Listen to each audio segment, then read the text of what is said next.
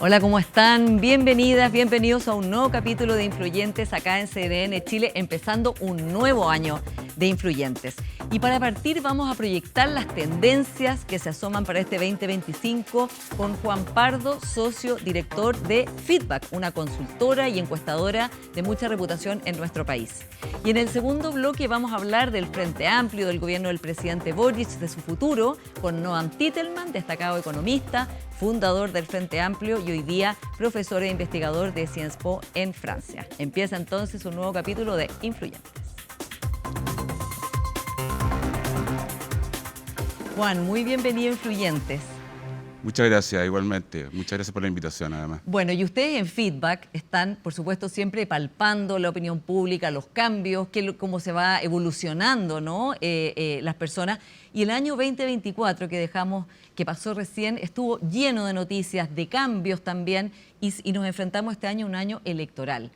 ¿Cuál ves tú que son las tendencias más importantes que vamos a encontrar, que van a proyectarse durante el año? Como decía, especialmente en un año que vamos a tener que volver a ir a votar, además en las presidenciales, o sea, primero en las primarias, presidenciales y además parlamentarias. Sí. Bueno, estas elecciones del 25 son inéditas. ¿Por qué son inéditas? Porque las últimas elecciones presidenciales con voto obligatorio eran con un registro voluntario. O sea, uno iba a inscribirse y si estabas inscrito te llamaba. Pero ahora es inscripción automática y voto obligatorio. Y si uno hace una proyección lineal de las estadísticas de participación, yo calculo que hay 6 millones de nuevos electores que van a aparecer el 25. Y eso va a tener un impacto enorme, ¿no? Por supuesto. En el peor de los escenarios posibles, si se repitiera la elección de mayo del 23, donde tuvimos más de un 20% de nulo y blanco, todavía quedarían 3,5 millones de electores nuevos, de los cuales no se sabe mucho. Es un misterio completo hacia dónde podrían inclinarse en una determinada situación coyuntural. Sí. Así que ese es digamos, lo más novedoso de esta elección, es que vamos a tener nuevos electores que no son votantes habituales. Claro, y que son muchos además, ¿no? Como decías tú.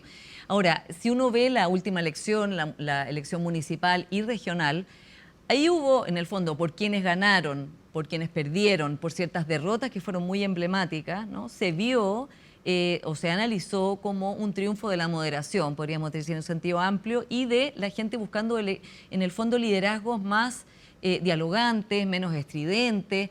¿Tú crees que eso que fue la foto de esa elección está anclado en anhelos profundos que a lo mejor en las encuestas que tú haces fuiste viendo, ¿no? Como una despolarización que nos haga pensar que aquello va a volver a verificarse o es posible que se verifique este año? Lamentablemente para mí, pienso que la polarización sigue siendo algo muy evidente, al menos cuando uno escucha la conversación política, se palpa la polarización ideológica al menos, y también la polarización afectiva, digamos, cuando ya la diferencia ideológica se convierte en una diferencia de carácter emocional. De manera que yo veo el escenario electoral del 25 bastante tenso, y además por distintas razones. En el caso de la derecha, es claro que hay una competencia muy fragmentada con liderazgos emergentes que parecen estar desplazando algunas figuras que habían estado instaladas por largo tiempo en las primeras posiciones. Ya, ¿te refieres, por ejemplo, a Johannes Kaiser? Sin duda. Versus José Antonio Kast. Es la figura emergente de la derecha en este minuto. Johannes Kaiser tiene un arraigo muy profundo en regiones de la zona sur, entre los hombres de sectores socioeconómicos más bajos y en las personas mayores. Ya. ¿Está capitalizando él ese voto como de hastío con el sistema político que se ve en muchas partes del mundo también como un voto de rechazo, pero también de mucha rabia? Yo diría, sí, de alguna manera Johannes Kaiser encarna el sentimiento Milei, por así decirlo. Con un discurso rupturista, agresivo, muchas veces antisistema inclusive. Ese tono de discurso logra como enganchar a ciertos sectores conservadores y eventualmente también a una porción importante de jóvenes, de nuevos jóvenes electores, que están viendo en él alguien que los interpreta desde la rabia, por así decirlo. Sí, eso es interesante porque, por ejemplo, Milei tuvo una votación especialmente de hombres jóvenes muy importante, ¿no? Sí. ¿Eso estaría viéndose o empezando a verse acá con Johannes Kaiser? Sí, efectivamente hay una posibilidad de que Johannes Kaiser logre atraer a su lado a sectores principalmente muy desconfiados de la política, sectores que han estado por mucho tiempo fuera, digamos, del proceso institucional de las votaciones, y yo creo que va a ser un actor importante. O sea, en este minuto tengo la sensación de que incluso podría estar desplazando a José Antonio Kast en las preferencias electorales. O sea que ya podría estar en segundo lugar después de Evelyn Matei, Johannes Kaiser. Podría ser, ¿Sí? podría ser. No he visto las encuestas del 2025, digamos. Este es un periodo, el periodo estival, usualmente los chilenos se desconectan de la política un poco y recién en marzo como que vuelven a la agenda. Pero yo creo que el cierre del 24 terminó con un Johannes Kaiser instalado como promesa de figura presidencial. Ahora, ¿eso afecta a José Antonio Kast? ¿En alguna medida afecta a Evelyn Matei? Porque uno también podría pensar que, por el contrario, la deja más sólida en una posición más centrista, ¿no? Al situarse Johannes Kaiser a la derecha de José Antonio Kast. Sí, bueno, principalmente creo que afecta a José Antonio Kast porque es difícil que una figura como Kaiser pueda crecer hacia el centro. Y en ese sentido también es paradojal que Evelyn Matei, perteneciendo a un partido tradicional de derecha como la UDI, sea como hoy día la figura del centrismo, por así decirlo, de la derecha. Y ella tiene toda la posibilidad de crecer más hacia el centro, y no tanto hacia la derecha, porque ahí ya está el Partido Republicano y el Partido Nacional Libertario como copando ese nicho electoral. Sí. Ahora, si pensamos en la elección anterior, que como decías tú, bueno, era otro momento, otro tipo de votante, otra cantidad de votantes, pero a esta altura del partido, como se dice tanto, estaban liderando, pero por lejos, Joaquín Lavín en las derechas y el alcalde, el exalcalde Jadwe por las izquierdas, ¿no? Como las figuras más importantes, ninguna llegó a la papeleta. ¿Ves el liderazgo de Evelyn Matei muy sólido, de modo que sería imposible que pasara algo parecido como lo que pasó con Lavín? Bueno, Evelyn Matei está hace 2 o 3 años situada en la pole position. O sea, claramente puede sufrir efecto de desgaste en el transcurso del 25, y eso va a depender de las dinámicas propias de los partidos de derecha. Claramente podría darse la situación de, si no hay acuerdo en una primaria, de que la presidencial hubieran 3 o 4 candidatos representando al sector. Bueno, que de hecho ya José Antonio Kast ha dicho muchas veces que no va a ir a una primaria, ¿no? Y Johannes Kaiser... Es que en la práctica la primera vuelta electoral es la primaria, porque les permite en realidad medir cuánto pesan. El único problema que tiene esa estrategia es el impacto que tiene en las elecciones parlamentarias, porque un próximo gobierno sin un parlamento afín va a tener las mismas dificultades que este. ¿Y el alcalde Carter? Que él sí ha dicho mucho que, de hecho, Evelyn Matei debe ir a una primaria, que eso le daría legitimidad y que sería como un factor fundamental. Sí, bueno, el caso es como del alcalde Carter o de Tomás Boanovich, que tienen mucho arraigo local en sus municipios, podrían tener alguna incidencia, pero yo no los veo todavía en esta vuelta, por lo menos como cartas presidenciales. Sí. Bueno, además el alcalde Bodanovich ha dicho en todos los tonos que no va a ser. ¿Cómo ves entonces la posibilidad de una primaria en la centroizquierda y la izquierda? Porque tenemos que pensar que en abril deben comunicar si van a hacer o no primaria. Ya sabemos que el socialismo democrático le fue fatal no haciendo primaria y haciendo una primaria convencional, digamos, por su cuenta, podríamos decir, y sin tener todas las ventajas de una primaria en términos de exposición, de franja. ¿Cómo ves tú esa posibilidad y cómo te lo imaginas? Porque hay personas que piensan que van a haber un montón de candidatos, lo cual tampoco es tan bueno de cara a pensar en una cohesión para una lista parlamentaria. Pero por otro lado, nadie marca mucho, ¿no? O sea, la única persona que realmente marca más es la expresidenta Bachelet, que ha dicho también en todos los tonos que no va a ser candidata.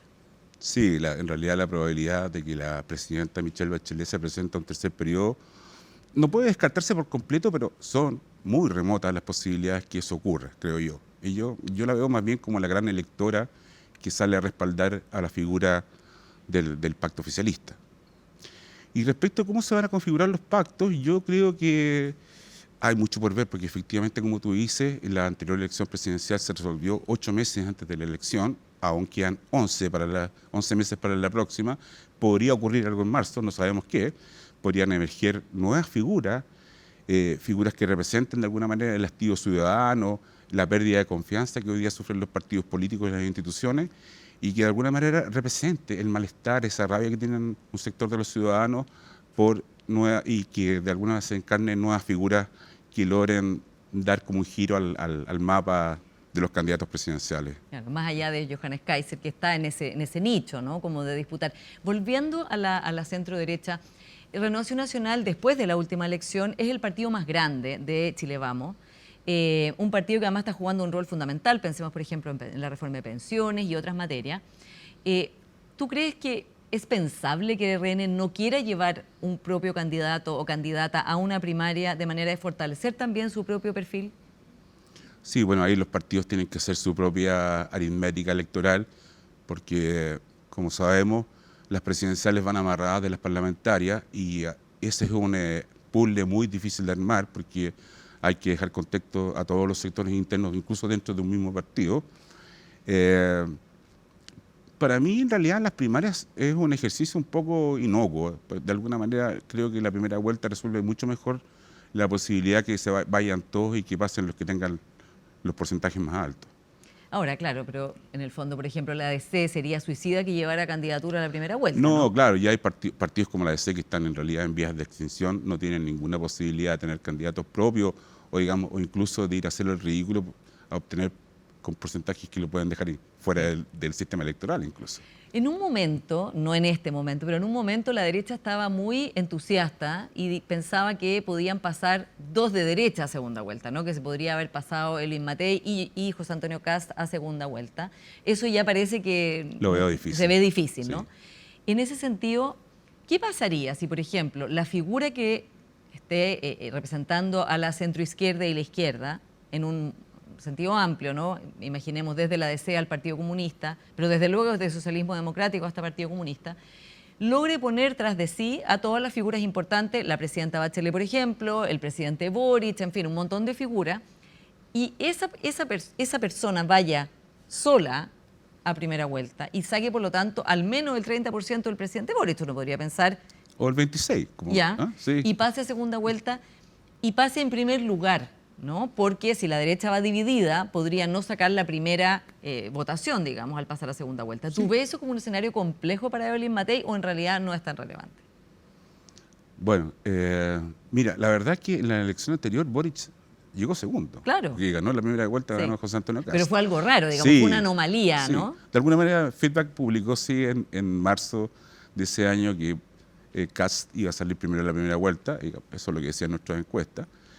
Y de alguna manera se rompió el mito de que el que salía primero en la primera vuelta era el que tenía las mayores posibilidades de triunfar en la segunda.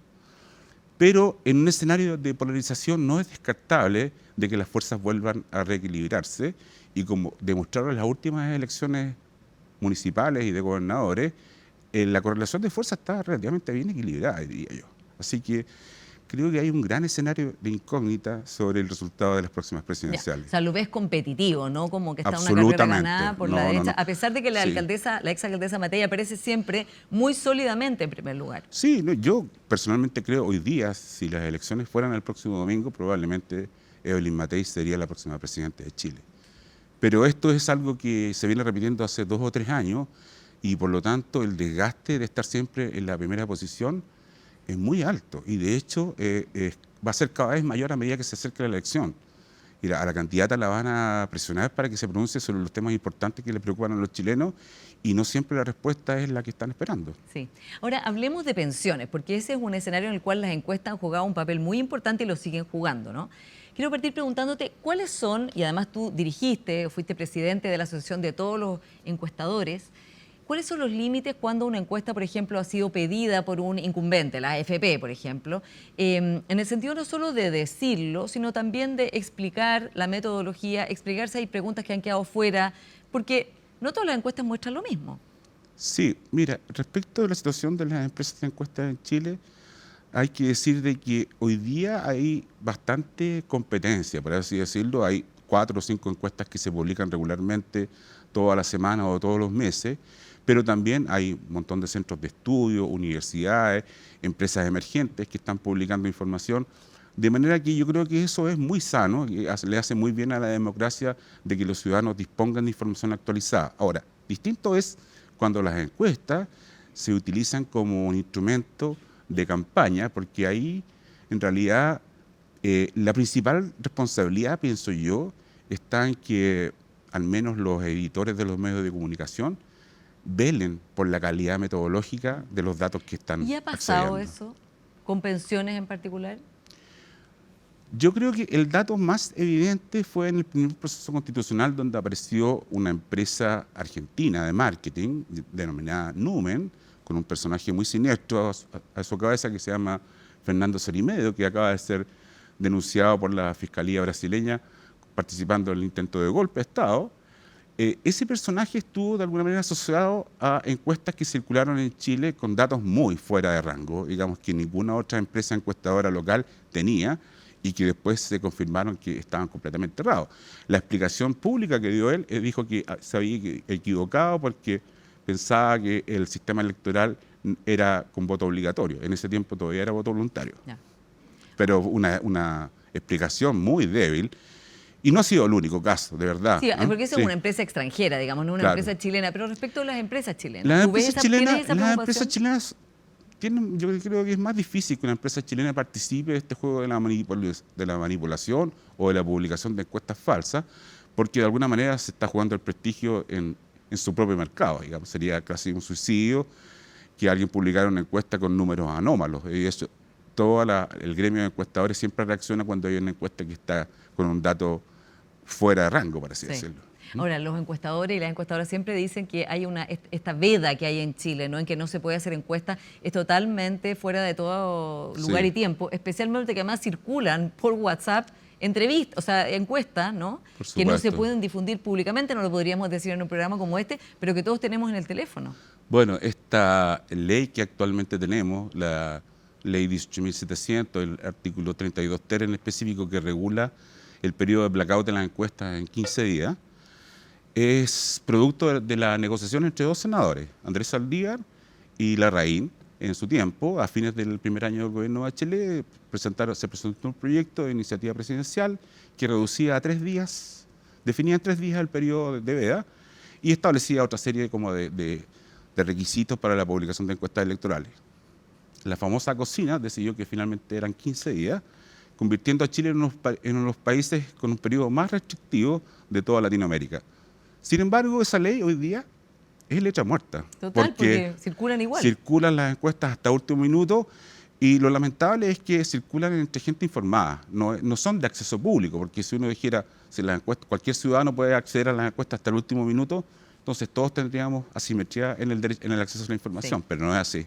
Juan, se nos va acabando el tiempo, pero analicemos el gobierno y cómo lo ves tú desde tus estudios de opinión, Sí. la evaluación del gobierno, porque ya se está hablando de su legado, se está hablando de qué es lo que va a dejar, de cuál es su balance, porque sabemos que el último año de gobierno un último año que es más complicado tener logros, aunque todavía, por supuesto, está pendiente la reforma de pensiones y otros proyectos que sí pueden ver la luz. Sí, bueno, este gobierno de alguna manera ha sufrido casi tanto como el primer gobierno de Sebastián Piñera, digamos, pagando el pecado de la inexperiencia, por así decirlo, y por lo tanto, digamos, sus mayores críticas tienen que ver con la poca eficiencia de la gestión, de alguna manera, el desconocimiento de cómo funciona el Estado. Pero, sin embargo, este gobierno tiene una línea de flotación dura. ¿Cómo te la explicas tú? Que ni siquiera el caso Monsalve le bajó esa línea de flotación. Sí, es gente que todavía cree en el proyecto, porque obviamente yo creo que logran separar perfectamente la figura presidencial de los errores de los participantes en el mismo gobierno. Y además porque de alguna manera todavía la coalición oficialista representa de alguna manera el anhelo de una parte importante de la población. Y hay logros que mostrar, sin duda, ¿ah? Las 40 horas, la extensión del BGU, el acceso a la salud, El copago cero. copago cero y algunas otras. Pero claro, hay también una fuerte crítica a la gestión en seguridad pública, que no tiene que ver solamente con este gobierno, que se arrastra desde otros gobiernos también. Sí. Entonces, es mixto la evaluación del gobierno. Nunca ha estado muy alto, nunca ha llegado a los niveles que llegó el gobierno de Michelle Bachelet, por ejemplo, que salió con 80% de aprobación en su primer mandato. Pero hay que coincidir también que estamos en periodos difíciles. Lo mismo le sucedió al presidente Piñera en su anterior mandato, salió con un porcentaje de aprobación muy bajo, y de hecho nadie más ha logrado el 6% que logró Piñera en algún minuto, que registró el CEP. Así que yo diría que para el promedio de la región, el 30% es bastante razonable, creo yo. Juan, se nos está acabando el tiempo, pero ¿qué tapados ves tú posibles, gente que te aparece en tus estudios, que podría tener una posición de liderazgo o una candidatura presidencial o parlamentaria importante, más allá de las figuras que ya sabemos, ¿no?, que están dando vuelta como posibles candidatos o precandidatos en sus sectores? Sí. De verdad, yo la única figura, o sea, veo dos figuras emergentes. Una, claramente la figura de Johannes Kaiser en la derecha es lo emergente. Y por el lado de la coalición oficialista, la figura de Tomás Bodanich parece también, pero como él mismo ha dicho, él no está preparado para esta vuelta, él no se siente preparado para esta vuelta, y yo creo que el oficialismo tiene otros candidatos bastante potentes como para... ¿Cuáles son los más potentes? Yo creo que la persona que aparece más preparada hoy día y que concita mayor apoyo es Carolina Toá, sin duda. Ese es un perfil profesional. Pero lo que dicen siempre de vuelta es que, bueno, pero la encuesta marca 2 puntos. ¿Es relevante eso? Sí, pero 8 meses antes de las elecciones anteriores, Boric ni siquiera conseguía las firmas para inscribirse como candidato. Entonces, de verdad, falta mucho para saber efectivamente qué tan competitiva puede ser la figura de Carolina Toá en una elección presidencial. ¿Y será la vez más consolidada o competitiva que Claudio Rego, por ejemplo? Puede ser, aunque el crecimiento electoral de Claudio Rego es muy significativo, ¿eh? Porque él pasó de 600.000 votos a 1.600.000. Claro que con dos sistemas electorales distintos. Su caudal electoral no es despreciable, pero él también, yo creo que es uno de sus mensajes en la elección de gobernadores era que él quería ser gobernador por segunda vez y no candidato presidencial. Claro. Me imagino que, fiel a su estilo, cumplirá su palabra.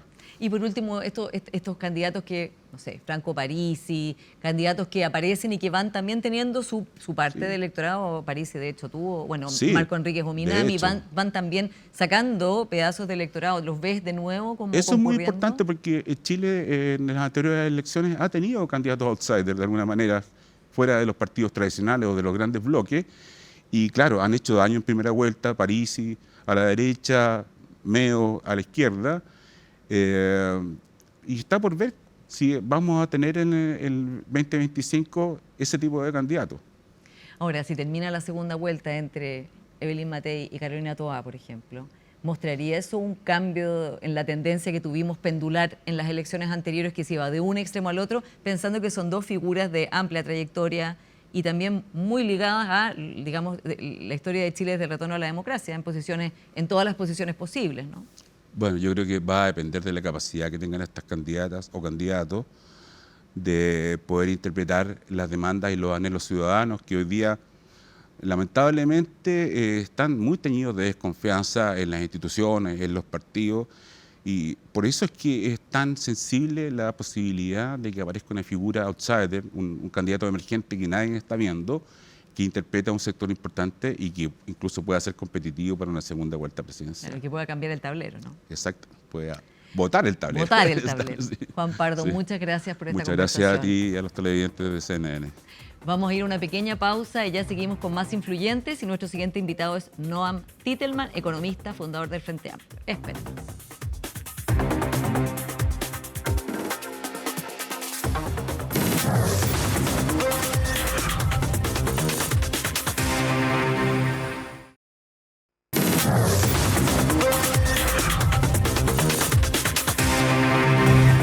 Ya estamos de vuelta acá en Influyentes con nuestro siguiente invitado, Noam Titelman, destacado economista, fundador del Frente Amplio y además investigador de la prestigiosa Sciences Po en Francia. Muy bienvenido, Noam. Muchas gracias por la invitación. La verdad que es un placer estar acá. Noam, bueno, estás de visita en Chile, pero me imagino que estás muy al corriente de lo que pasa, habiendo sido uno de los intelectuales, y siendo uno de los intelectuales más importantes del Frente Amplio, la Nueva Izquierda. Quiero partir preguntándote por tu evaluación del gobierno del presidente Boric. Las semanas anteriores, haciendo balances de fin de año, las encuestas decían que la gente le ponía un 3,4, si no me equivoco. ¿Qué nota le pondrías tú, ya que eres profesor también, a este gobierno que, si bien es tu gobierno, también siempre has tenido una distancia de tratar de evaluarlo en su mérito?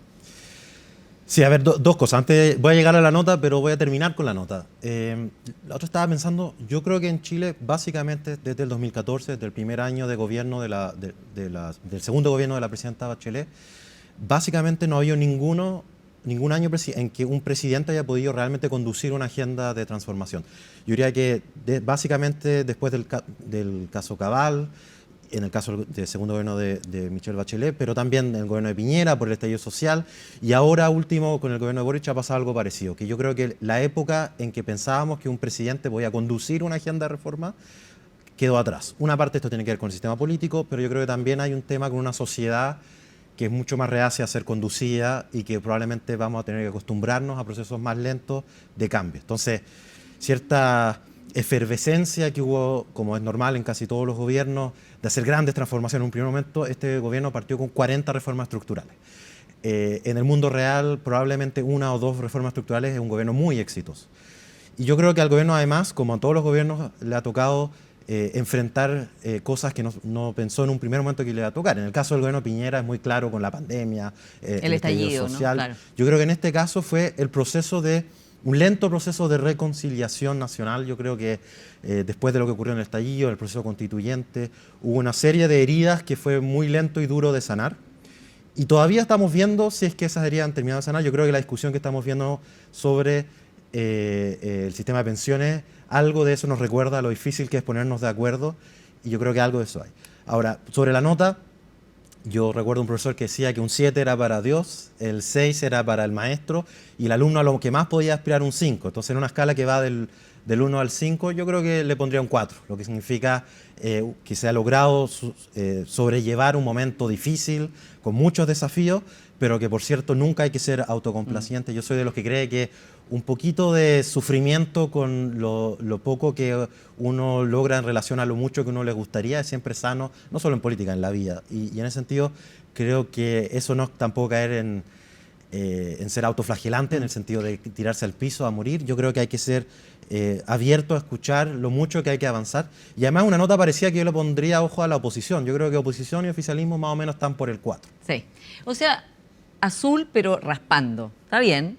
Y también han habido no solo las situaciones que le ha tocado administrar, ¿no?, sino que hartos autogoles también. Y eso en todos los gobiernos pasa, pero en este en particular se le ha cobrado, podríamos decir, todas las consignas previas de superioridad moral, de que harían todo distinto, el caso Fundaciones, ¿no?, caso Convenio, el caso Monsalve, o sea, que pone, digamos, en cuestión una de las promesas más importantes del Frente Amplio en cuanto al feminismo, la lucha contra la violencia contra las mujeres, en que lo que se hace, la verdad es que no resiste mucho análisis. ¿Cómo ves tú eso?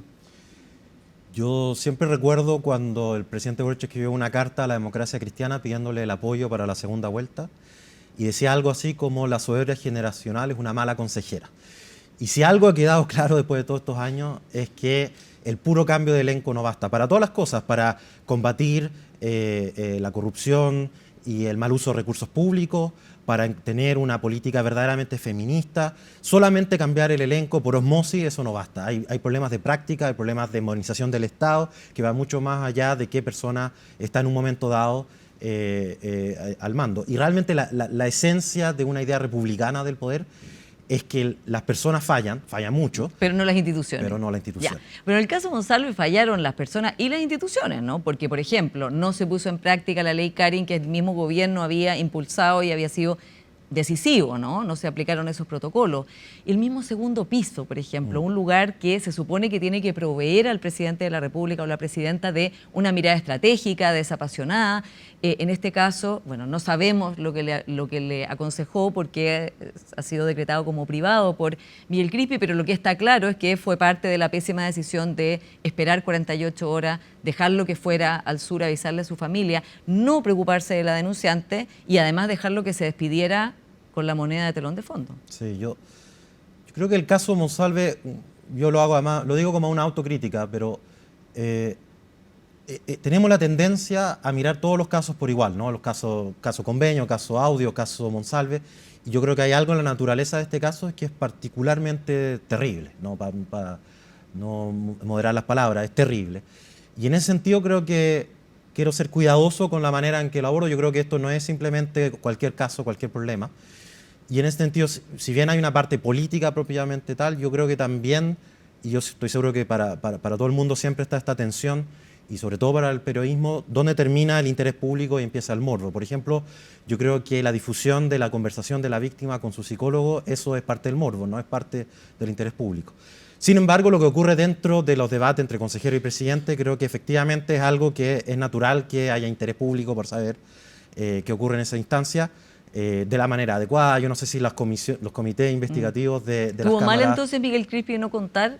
No, porque lo que estoy diciendo es que creo que hay una manera de dar a conocer esa información y la manera adecuada de hacerlo no es simplemente empezar a contar cada detalle de lo que se conversa, porque si eso es así, entonces no hay segundo piso. Entonces el segundo piso deja de existir. La gracia del segundo piso es que sea un espacio donde efectivamente el presidente pueda sentirse en plena confianza.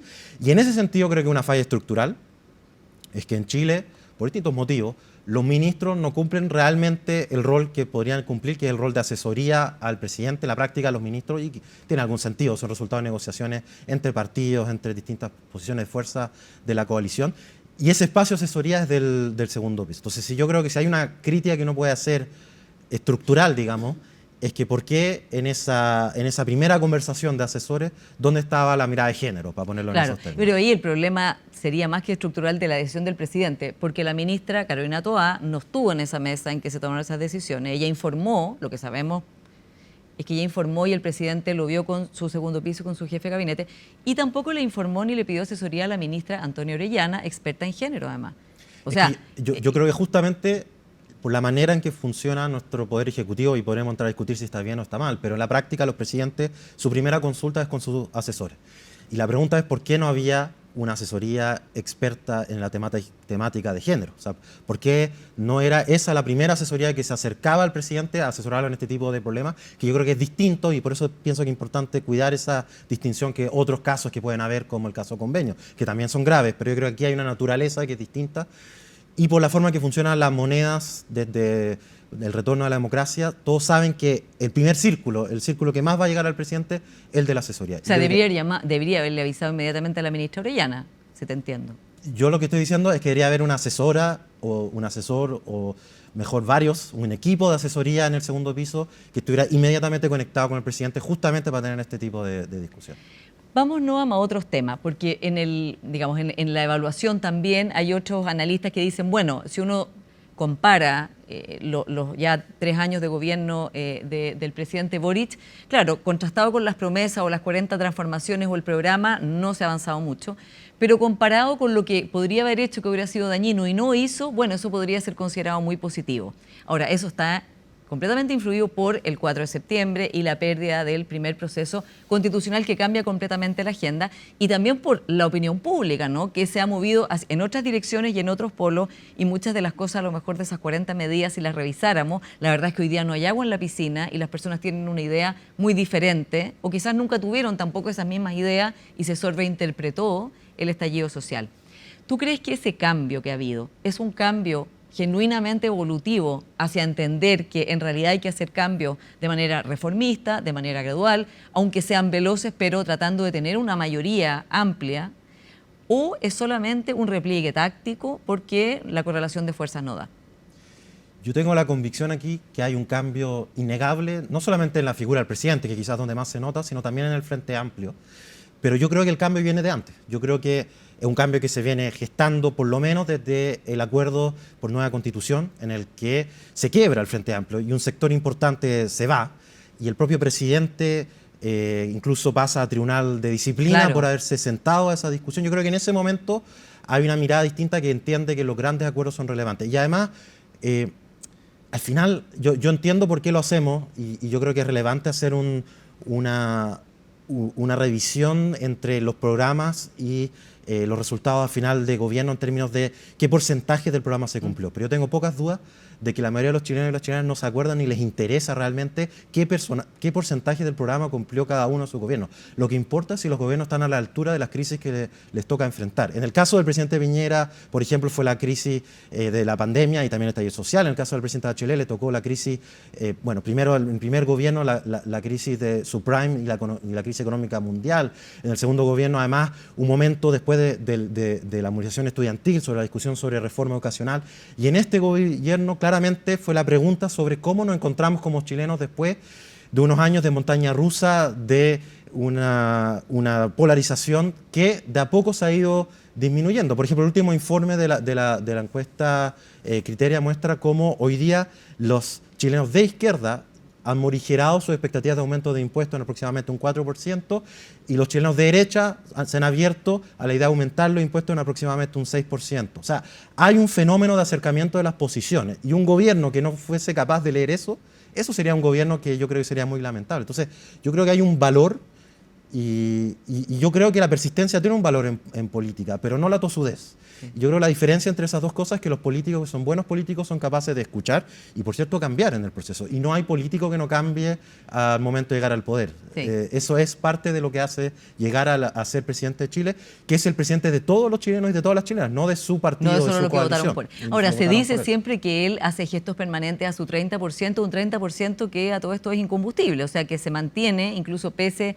al caso Monsalve, que podría haber sido el caso, ¿no?, que marcara el deterioro de esa adhesión tan dura que tiene el presidente. ¿Cómo es una adhesión frente amplista, generacional? ¿Cómo lo ves tú?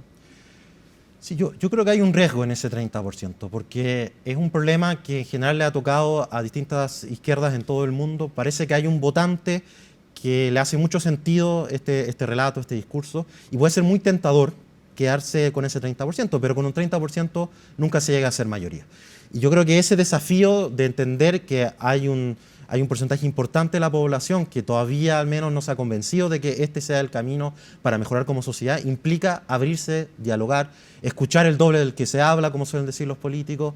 Y yo creo que ese desafío es un desafío real para esta coalición, a medida que va consolidándose una base de apoyo que yo también creo que es menos firme del que uno podría imaginar, porque en Chile hoy día la crisis del sistema político es sobre todo una crisis de los partidos. Tenemos partidos hidropónicos.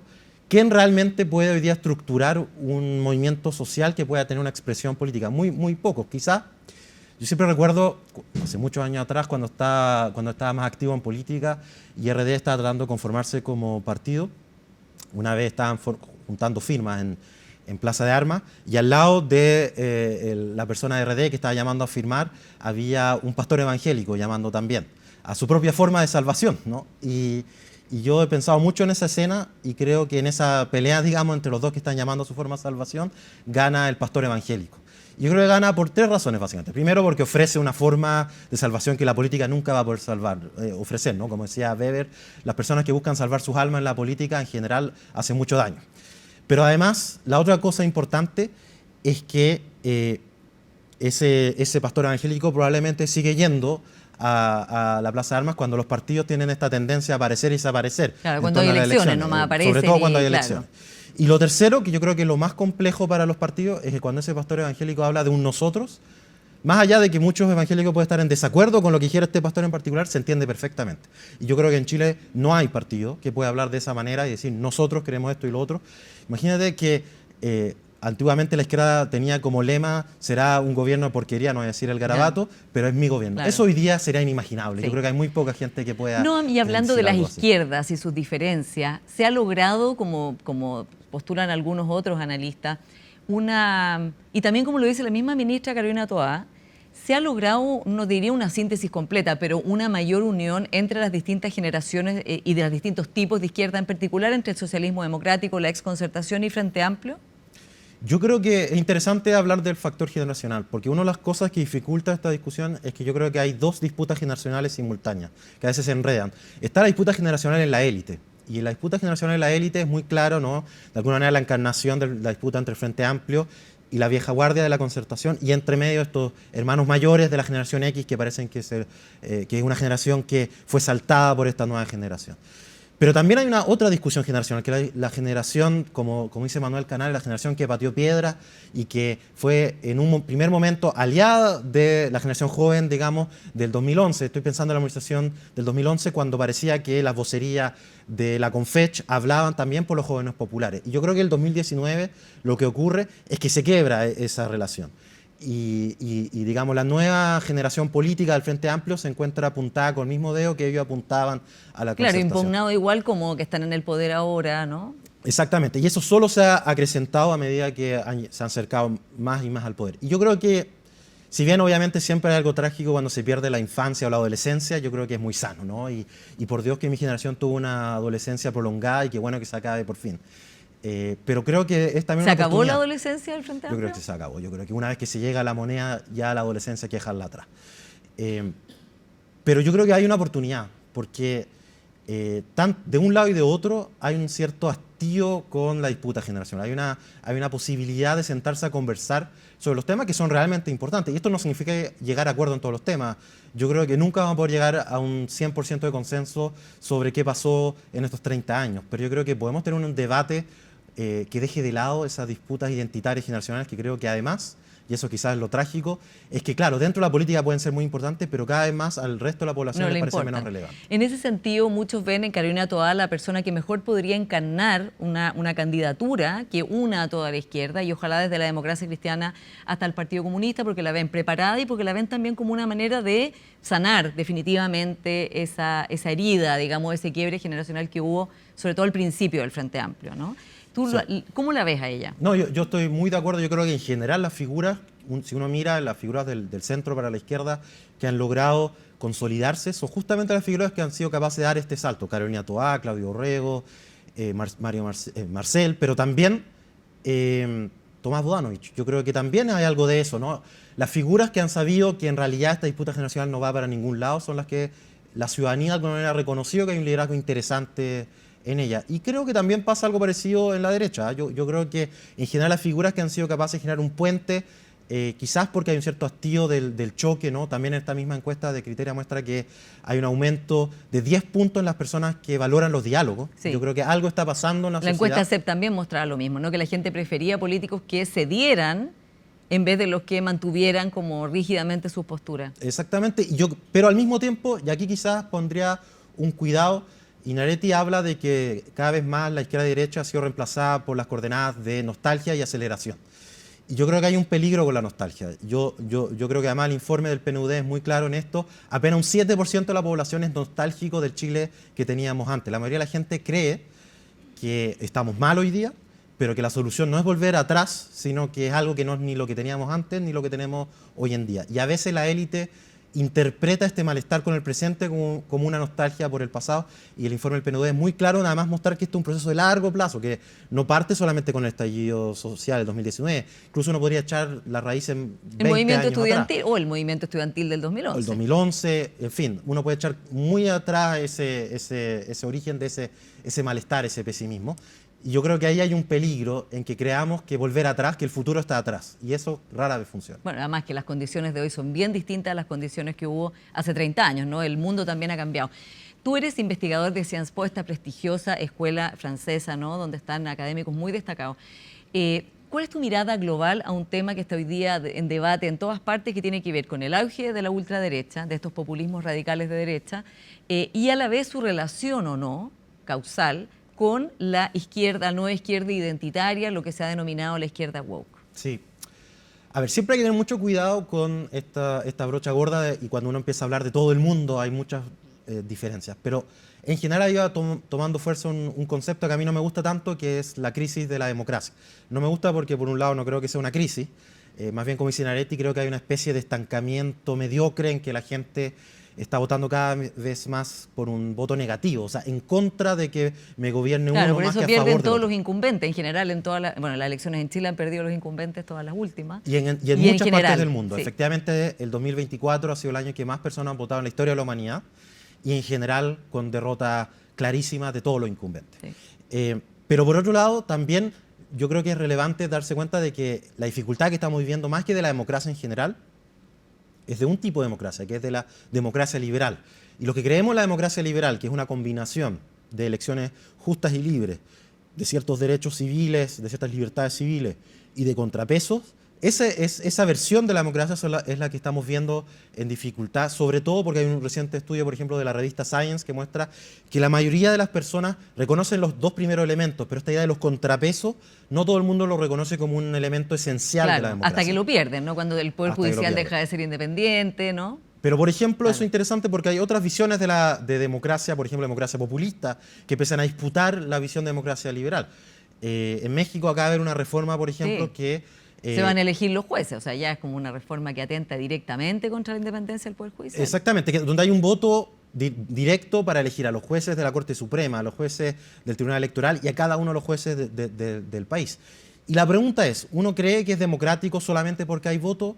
Y lo que dice la democracia liberal, o lo que creemos en la democracia liberal, es que no, es que hay ciertas cosas que incluso si las mayorías el día de mañana quisieran terminar con la autonomía de los tribunales, con la libertad de expresión, en fin, con derechos humanos básicos, eso no es democrático.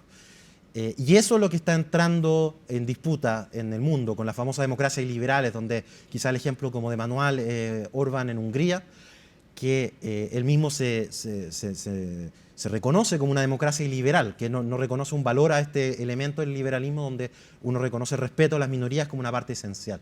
Y lo otro que yo creo que esto es finalmente un síntoma de la dificultad que estamos teniendo cada vez más para ponernos de acuerdo.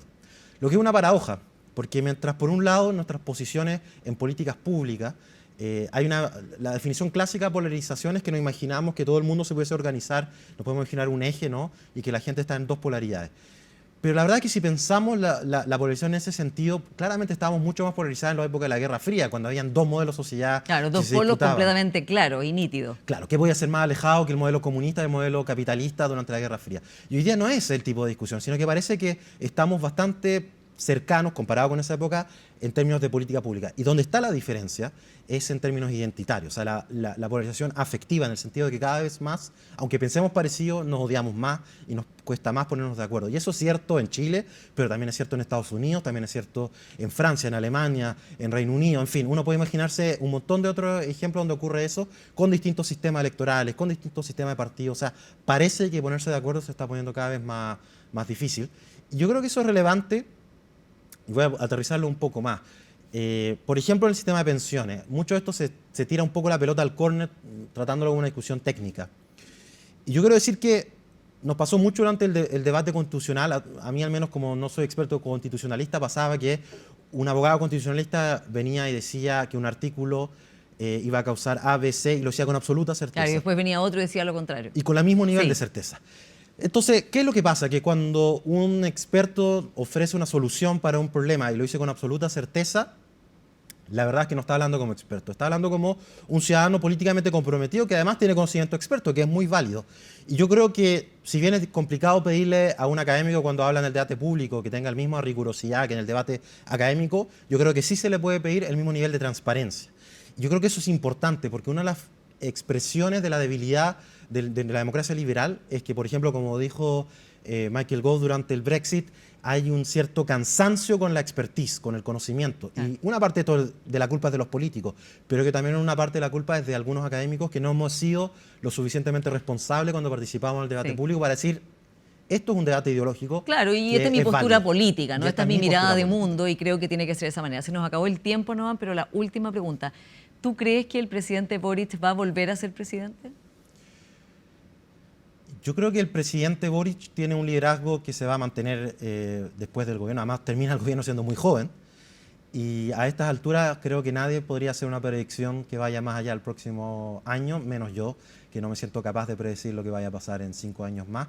Pero lo que sí estoy seguro es que gobernar no va a volverse más fácil en los próximos 5 años y más que restar necesitamos sumar. O sea, necesitamos sumar todos los liderazgos de los expresidentes. Yo creo que el rol que ha jugado la expresidenta Bachelet y el rol que jugó el expresidente Piñera también demuestra lo importante que son los expresidentes, porque las democracias liberales, por ejemplo, también sobreviven cuando hay una sensación de continuidad. Claro. Y los expresidentes tienen esa capacidad de generar puentes que muchas veces los que están metidos en política no lo pueden hacer. Ahora, también muchos dicen que el presidente Boric en realidad hoy es mucho más un líder socialista que un líder frente amplista. ¿Se ha vuelto más difusa la diferencia entre el socialismo y el frente amplismo?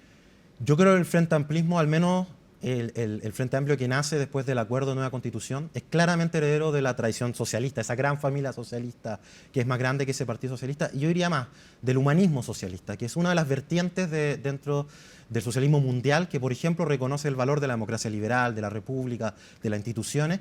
Y el humanismo, que hoy día nos suena como una cosa evidente, que es tan obvia, en realidad decía algo que hasta el siglo XIX no era tan obvio, porque no me gustan mucho las tesis biologistas, pero es verdad que la historia de la humanidad no era esa, que es reconocer que en el otro, incluso cuando pensamos completamente diferente, hay un valor y que por lo tanto tengo que respetar su opinión y darle espacio también. Y el día de mañana podrá ser que le toca a ese otro que piensa muy distinto a mí gobernar, porque es el juego también de la democracia. Y como decía Przeworski, en las democracias se pueden definir como ese régimen en que los partidos pierden elecciones. Y eso significa que uno, si realmente es demócrata, está dispuesto a perder. Y yo creo que esa es la verdadera diferencia. Y reconocer esa derrota. Noam Titelman, muchas gracias por esta conversación. Muchas gracias a ti. Y a ustedes, como siempre, muchas gracias por su sintonía y nos encontramos la próxima semana.